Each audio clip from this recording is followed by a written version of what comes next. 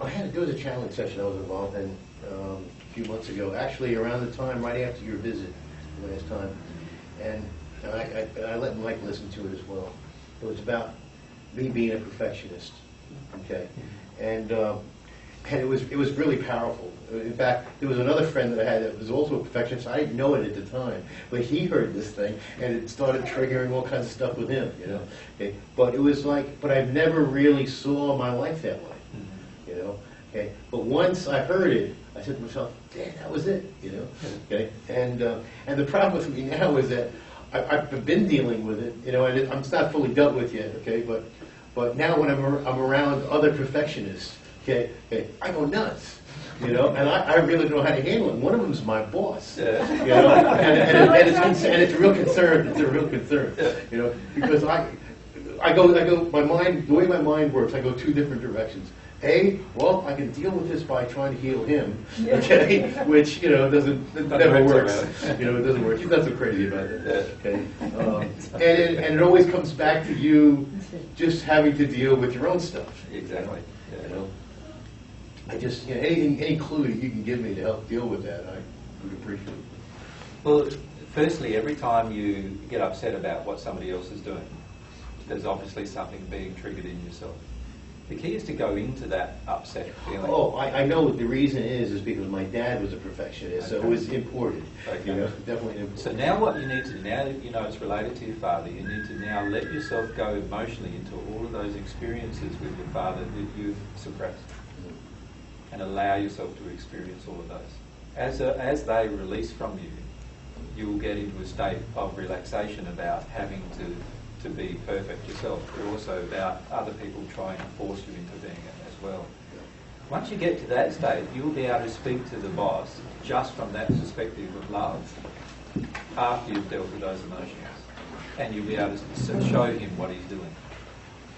Okay. But not before then. Once my issues are gone. Once your issues are gone. If you try to do it when your issues are not gone, what you'll finish up doing is actually probably getting into a state of anger with him and creating more damage to yourself. The key with all of these emotions is to first deal with your own stuff.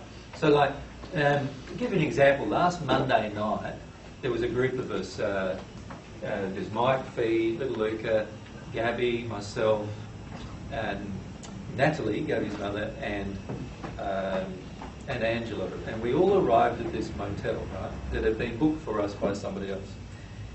We arrived at this motel after a pretty long day of travelling. We had to get up, we were up pretty early that morning. We were swimming over in Barbados, then we got on this plane in Barbados and flew to Miami, and then by the time we got picked up the hire car, there was this great big long line in this hire car thing, and everyone was sitting around for about an hour and a half waiting to be served and all that kind of stuff. Anyway, by this stage, quite a few of the group were starting to get, hungry, tired, right? So now's the time when emotions can start. So we go out and have something to eat, and the meal was quite nice and everything, and then we went to this motel. So we finished up rocking up at this motel about, I think it was 9:30, 9:45, something like that. Pretty late anyway. And this motel was in a really sleazy location. Lots of spirits around. There were hookers out the front, and we walk into this motel, and I put all the stuff down, the paperwork, and the guy behind the counter says, "Oh well, you booked this through somebody else. It wasn't me that did the booking, of course, and your name's not on this, and so I've got to get all the paperwork changed before we can let you get a room." More waiting. Anyway, we started going through this process of getting all the paperwork changed or whatever. Anyway, to cut a long story short, 2 hours later, we weren't yet checking into the room. And by this stage, everyone's getting upset with AJ as well, right?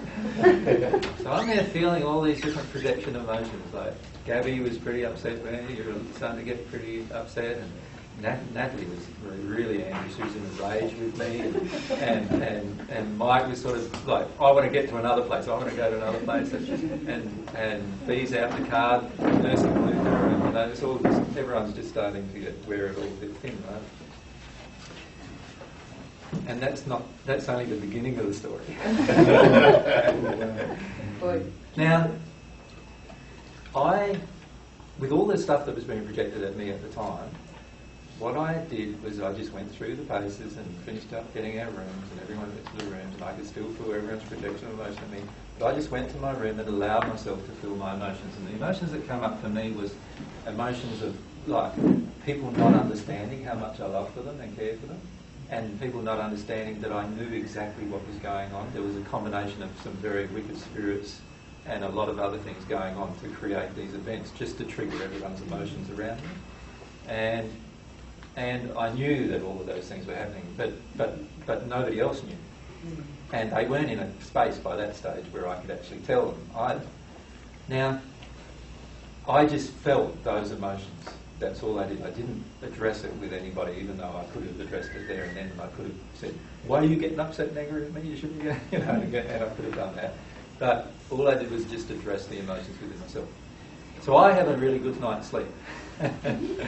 No one else does. Oh no, Ange did.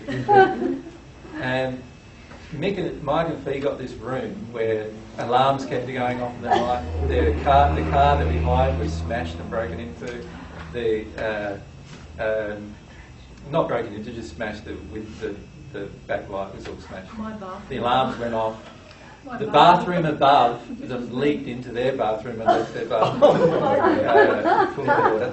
So then they had to...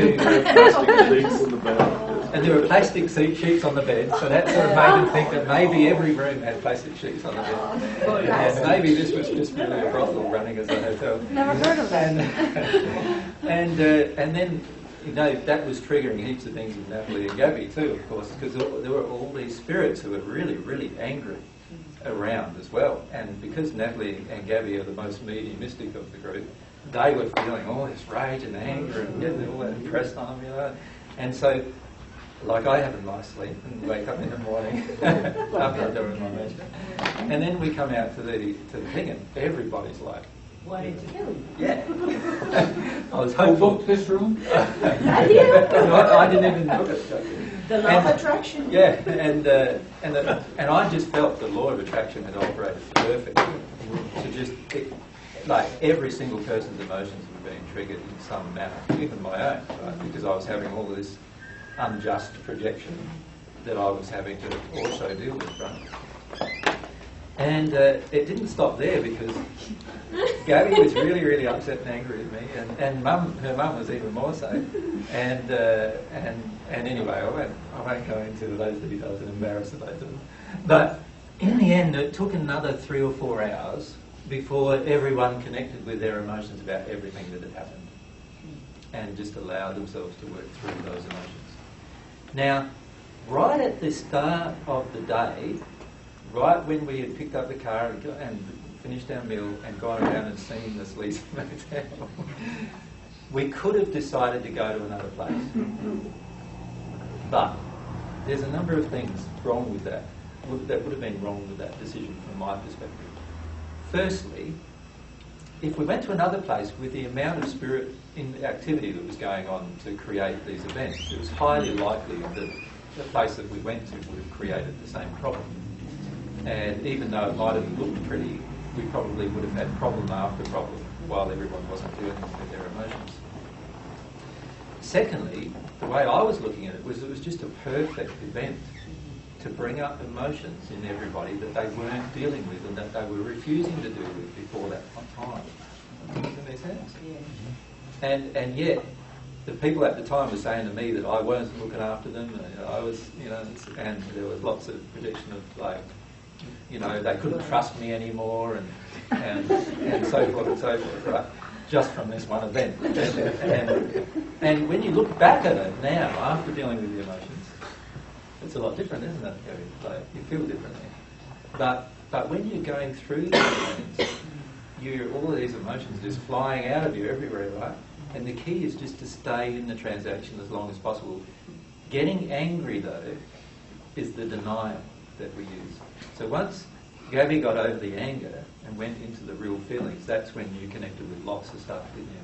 and just released lots of stuff. It took 2 or 3 hours, but she released lots of stuff about spirits and interference from spirits and what happened when she was a child growing up with the interference of spirits that Mum always had spirits around her. And Natalie actually she just emailed me about a day ago, and it took her until Thursday night from Monday to deal with all of her emotions about that one event. Because, there were lots of resistances to dealing with the emotions. And I suppose what I'm illustrating in all of that is that we could have opted for comfort. And there's a chance, although with the amount of influence might not have been a high chance, there's a chance that we could have got a more comfortable location that suited everyone. But none of those emotions would have been accessed. And we would have had to create another event in the future to actually access those emotions.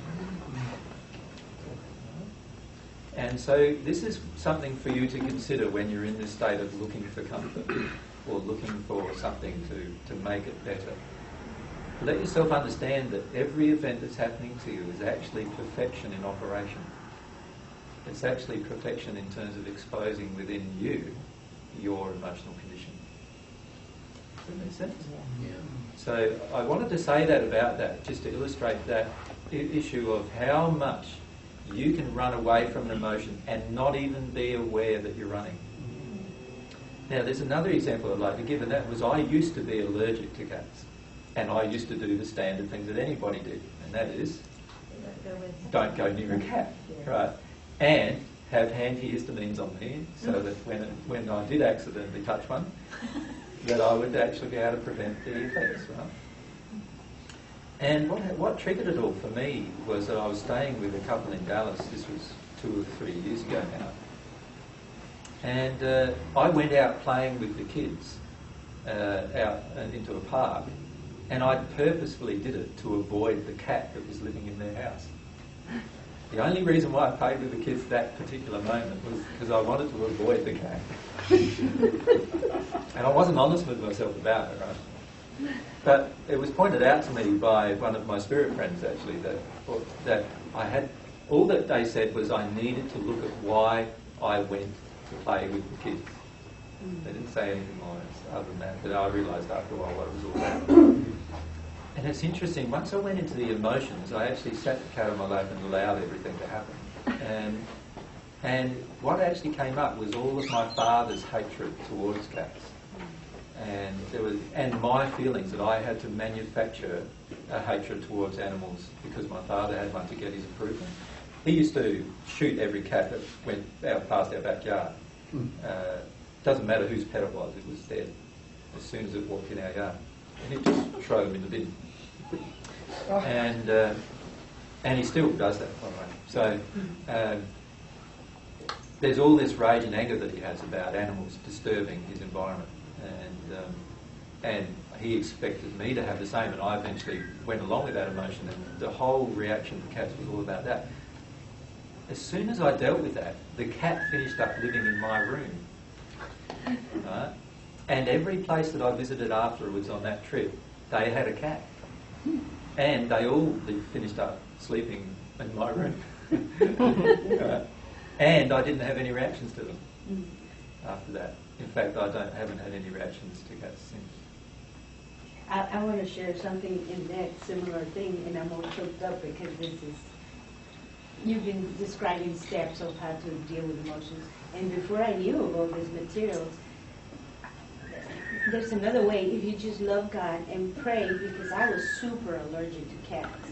And about 7 years ago, God sent 2 cats to my front porch. And I have so much love for animals that without knowing all these steps that I was allergic to cats, and I was the neighbor would have a cat and my eyes would be watering and I'd be sneezing and all that stuff, so it was very allergic.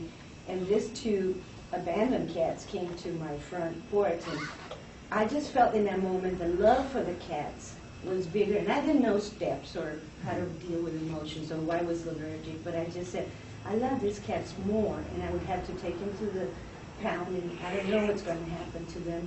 And I didn't even know I was praying. I just said, I have to go with love. And those cats are there with me, and I hug them and kiss them, and they love me, and I've never been allergic to them anymore, and never had to use antihistamines or anything. So I'm just sharing this because I'm feeling really, God's love. yeah. So what happened there was that just by your feeling of love towards them, that actually helped you work through the emotional And I didn't reasoning. know the steps or nothing. Yeah, so and you don't can need do to. this just like that. Yeah, you don't need to know. It's beautiful.